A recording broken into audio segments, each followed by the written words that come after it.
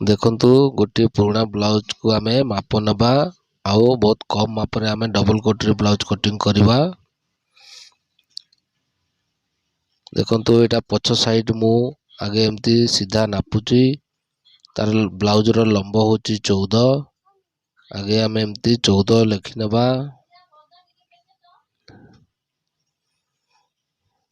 तापर आमे अंटा मापिबा अंटा माप होची हमर बटम पट्टी को छाड़िबा और खाजा पट्टी को धरिबा एमती राउंड रे आमे मापिबा।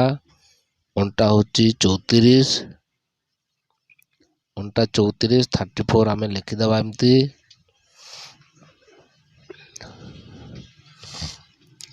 तापरे तार शोल्डर माने कांध केते अछि चेक कर नबा आउ हातर लंब मापिबा आउ हातर मोहरी मापिबा।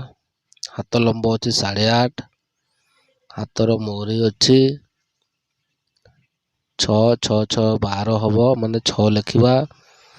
देखंतु हाथ लंब 8.5 आउ हाथ मोहरी होची 12 माने 6 6 लिखिबा गुटे भाग माने दी भाग कले।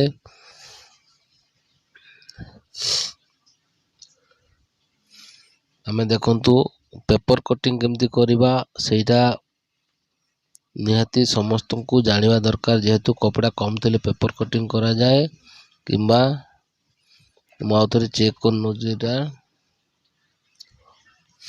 हमें जो पेपर कटिंग करवा डायरेक्ट एटा कपड़ा ऊपर रखी काटिबा आ ऊपर किछि एक्स्ट्रा हमको काटिबा को पड़ियोनी। देखंतु लंब 14 अंटा 34 ए माप रे हमें डबल कटरी ब्लाउज केमती अति सहज रे कटिंग करवा। देखंतु देखंतु आगे लंब अछि 14 माने गोटे इंच अधिक 15 ता बाद एक्स्ट्रा 2 इंच मु नउची अधिक माने 15 इंच 2 सूत। अंटा अछि 34 8.5 रे एमती चिन्ह देबी 4 भाग रो गुटे भाग गुटे इंच टेकिंग पाई और गुटे इंच 2 सूत मु एक्स्ट्रा लूजिंग पाई नउची। आमे तळे जेतिकी अछि ताठू गुटे इंच अधिक रे एमती चिन्ह दबा पाखा पकी 6 इंच तळे तापरे गुटे इंच 2 सूत रे चिन्ह देई दबा। छाती हमरो हे गला 42 को आमे 6 इंच 2 सूत रे एमती चिन्ह दबा। एटिकी जेतिकी होची एठी भी आमे सेमती चिन्ह देई दबा आउ ए चिन्ह रु ए चिन्ह को आमे एमती सीधा गार टाणी नबा। एटा चेस्ट लाइन भी कहा जिवो किबा हाथ जो जॉइंट हबो माने देखंतु 6 इंच 2 सूत रे एमती मु चिन्ह देली एटा एपटू भी हमें 6 इंच 2 सूत रे एटा चिन्ह दे दबा। एटे स्क्वायर चिन्ह हो गला। देखंतु ब्लाउज रो पिठी आगे चेक कर नबा पिठी माने बहुत डीप अछि जेती अछि सिले मार्जिन छाड़ी हमें एमती चिन्ह दे दबा। जेहेतु डीप गला अछि तेणु हमें देखंतु एटा आगे चिन्ह दे देले एटी भी हमें एमती सीधा गार टाणी नबा। तापरे जेहेतु डीप गला अछि 6 2 सूत रु हमें ऊपर को अध इंच एमती दबेगिरी चिन्ह दबा और एपटे अध इंच एमती ऊपर को उठेबा। डीप नेक रे एमती ही काटिबे देखिबे केबे भूल होबनी। एटी भी हमें एमती सीधा करि नबा ए जगह रे एमती सीधा चिन्ह देगिरी एठी हमें 1.5 इंच रे पॉइंट करवा आउ एठू हमें गुले शेप दबा। देखंतु एमती गुले शेप दबा तापरे हमें निज हिसाब रे एटी मार्जिन रखिबा जेतिकी थिबो ऊपर जेतिकी थिबो तळकू अध इंच एक्स्ट्रा अधिक करी हमें एमती चिन्ह दबा। तापरे एठू एमती गुले शेप दे दबा। तापरे जेहेतु डीप तेणु हमें एटी 2 सूत एमती डाउन करवा। हमें जो 2 सूत अधिक नैतिले एटी सेटा डाउन कले जदि हमें मापिबा तो बराबर 14 ही हबो हमर लेंथ लंबा। देखंतु पेपर कटिंग प्रथम रे मु एमती पछपट काटे समस्तंकर काटिबा अंदाज अलगा अलगा। ଦେଖନ୍ତୁ ମୁଁ କିନ୍ତୁ ଏମିତି କାଟେ ଆଉ ଏଇ କଟିଂ ବହୁତ ପରଫେକ୍ଟ ହୁଏ।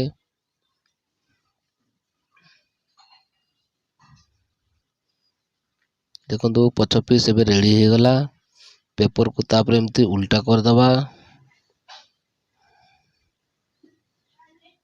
ସାମ୍ନାକୁ ଅଧ ଇଞ୍ଚ ତଳକୁ ଅଧ ଇଞ୍ଚ ଏମିତି ହିସାବରେ ରଖିବା। ତାପରେ ଯେମିତି ଅଛି ଆମେ ପୁରା ସେମ୍ ବରାବର ଏମିତି ଆମେ ସେପ୍ ଦେଇଦେବା। ଏଠି ବି ରାଉଣ୍ଡ ସେପ୍ ଆମେ ଏମିତି ଦେଇଦେବା। ଏପଟେ ବି ଦେଇଦେବା ଏମିତି। ଉପରେ ସମାନ ହିସାବରେ ଆମେ ଚିହ୍ନ ଦେବା ଏମିତି। ଏଇଟା ଛାତି ପରସେଣ୍ଟ ଲିଙ୍କଟା ଯୋଉ ଦେଖନ୍ତୁ ଏଇଠି ବି ଏମିତି ଦେଇଦେଲେ। ଏବେ ଦେଖ ତାର ବଟମ ପଟେ ଏବେ ଆମେ ମାପିବା। ଯେତେ ଅଛି ତାହିଁରେ ଆମେ 1 ଇଞ୍ଚ 2 ସୁତ ଏକ୍ସଟ୍ରା ନେଇକିରି ଆମେ ଚିହ୍ନ ଦେବା। ଦେଖନ୍ତୁ 8 ଅଛି 9 2 ସୁତରେ ଆମେ ଚିହ୍ନ ଦେବା।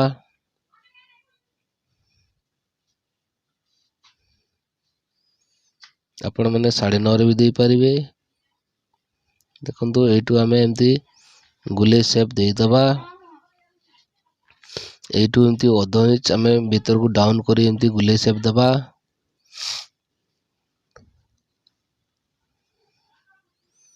ଯେମିତି ଅଛି ଆମେ ସେମିତି ଏବେ କଟିଂ କରିନେବା। ଆମେ ପେପରରେ ସବୁ ଯୋଉଠି ଯେମିତି ଏକ୍ସଟ୍ରା ରହିବା କଥା ଆମେ ରଖିକିରି କାଟୁଛେ।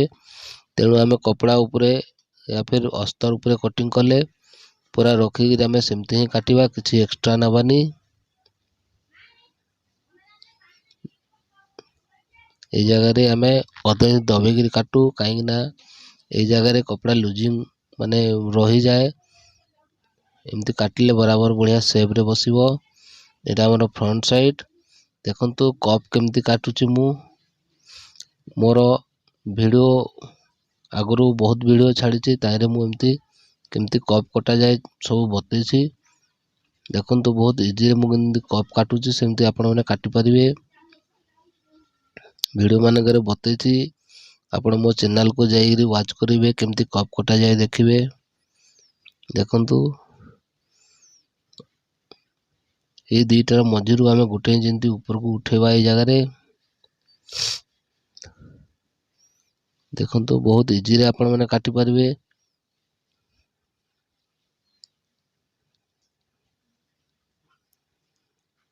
ଏଇଠି ଯୋଉ ଅଧ ଇଞ୍ଚ ଆମେ ଆଗକୁ ସାମ୍ନାକୁ ବଢ଼େଇଥିଲେ ଏଇଠି କଟିଂ କରିନେଲେ। ଏବେ ଦେଖନ୍ତୁ କପ୍ କୁ କେମିତି ମୁଁ କାଟୁଛି।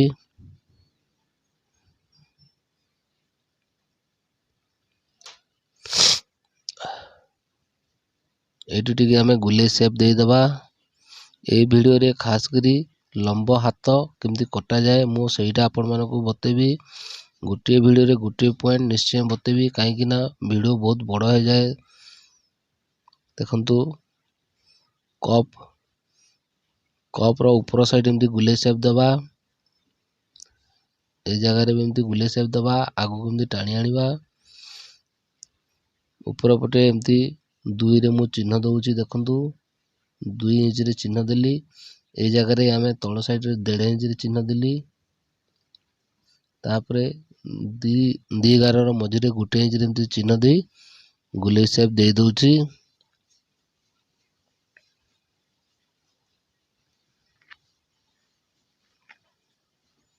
ଯେମିତି ଚିହ୍ନ ଦେଇଥିଲେ ଏବେ ଆମେ ସେମିତି ତାକୁ କଟିଂ କରିନେବା। ଏବେ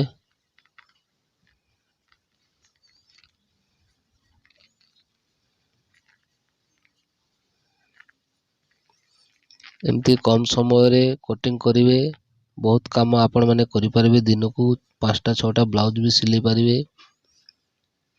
ଏମିତି ରଖିବେ, ତାପରେ ଚିହ୍ନ ଦେଇଦେବେ। ଏଇଠି ଏମିତି ଚିହ୍ନ ଦେବେ, ଗୁଲେଇ ସେପ୍ରେ ଚିହ୍ନ ଦେଇଦେବେ। এই ଜାଗାରେ ବି ଚିହ୍ନ ଦେଇଦେବେ। ଯେତିକି ଏଇଠି ବଢ଼ିଛି ଆମକୁ ସେତିକି ଅଧିକ ନେବାକୁ ପଡ଼ିବ। ଏ ଜାଗାରେ ଏମିତି ରଖିବେ। এই ଜାଗାରେ ଏମିତି ସେପ୍ ଦେଇଦେବେ। ଭିଡ଼ିଓ ଯଦି ଆପଣମାନଙ୍କୁ କିଛି ଭଲ ଲାଗେ ନିଶ୍ଚୟ ଲାଇକ୍ ସବସ୍କ୍ରାଇବ୍ କରିବେ ଓ ବେଲ୍ ଆଇକନ୍କୁ ଦବାଇ ଦେବେ। ମୁଁ ଯେକୌଣସି ଭିଡ଼ିଓ ଅପଲୋଡ଼ କରିବି ପ୍ରଥମେ ଆପଣମାନଙ୍କ ପାଖକୁ ପହଞ୍ଚିବ, ଆପଣମାନେ ଦେଖିପାରିବେ।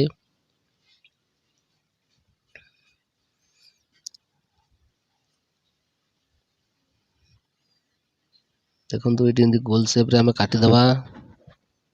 ମୁଁ ଆପଣମାନଙ୍କୁ ମାପିକିରି ବି ଦେଖେଇବି କେଉଁଟା କେମିତି ଜଏଣ୍ଟ ହେବ, କେମିତି ବରାବର ବସିବ ଆପଣମାନେ ନିଶ୍ଚୟ ଜାଣିପାରିବେ। ଦେଖନ୍ତୁ ଯେହେତୁ ଗୋଟିଏ ପେପରରେ ଆମେ ସବୁ ପିସ୍ କାଟୁ କିନ୍ତୁ ହାତ ବଡ଼ ହେବ, ତେଣୁ ଏକ୍ସଟ୍ରା ଆଉ ଗୋଟେ ପିସ୍ ପେପର ନେବାକୁ ମୋତେ ପଡ଼ୁଛି। ଆମେ ସାମ୍ନା ପଟେ ଯେତିକି କପଡ଼ା ମାନେ ସିଲେଇ ରଖିବା ସେତିକିରେ ଏଇଟା ମୁଁ ଚିହ୍ନ ଦେଇଦେଲି ଏମିତି।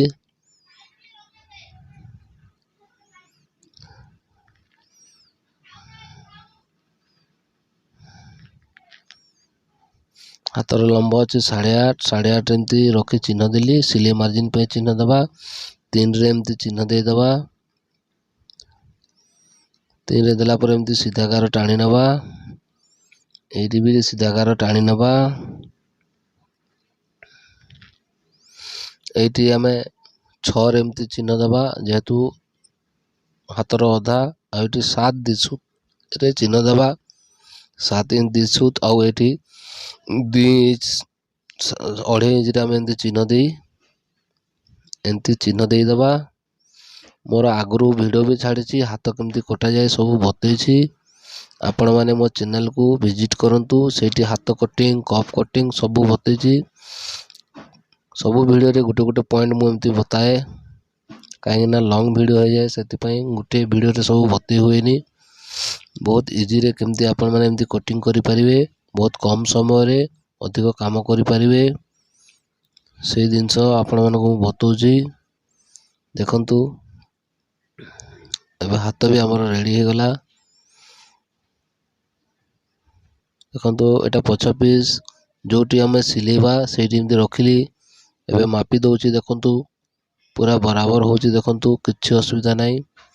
ଦେଖନ୍ତୁ ଏ ମଝି ଜାଗାରେ ଗୋଟେ ଏମିତି କଟ୍ କରିଦେବା ଆମେ। ତାପରେ ସାମ୍ନା ପଟ ଯେଉଁ ସାଇଡ଼୍ ଜଏଣ୍ଟ ହେବ ସେଇପଟେ ଆମେ 1/2 ଇଞ୍ଚ ଏମିତି ଦବେଇକିରି ଗୁଲେଇ ସେପ୍ କରିଦେବା। ଦେଖନ୍ତୁ ଆମର ରେଡ଼ି ହେଇଗଲା।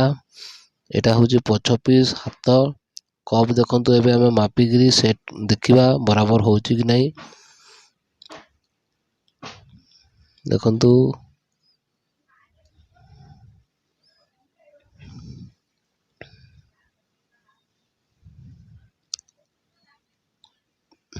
ଚକ୍ ଏଇଠି ସିଲେଇ ପାଇଁ 1/2 ଇଞ୍ଚରେ ଏମିତି ଚିହ୍ନ ଦେଲେ। ସରି, ଏଇଟା ଉଲ୍ଟା ହେଲା। 1/2 ଇଞ୍ଚରେ ଏପଟେ ବି ଏମିତି ଦେବେ ଚିହ୍ନ। 1/2 ଇଞ୍ଚ ଯେଉଁ ଗାରକୁ ଗାର ମିଶାଇବା, ଏସ୍ପଟିକୁ ଏମିତି ଉପରେ ରଖିକିରି ଦେଖିବା।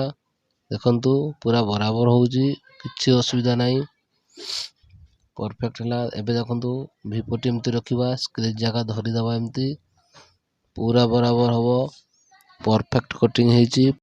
ଭିଡ଼ିଓଟି ଯଦି ପସନ୍ଦ ଲାଗେ ନିଶ୍ଚୟ ଲାଇକ୍ ସବସ୍କ୍ରାଇବ୍ କରିବେ।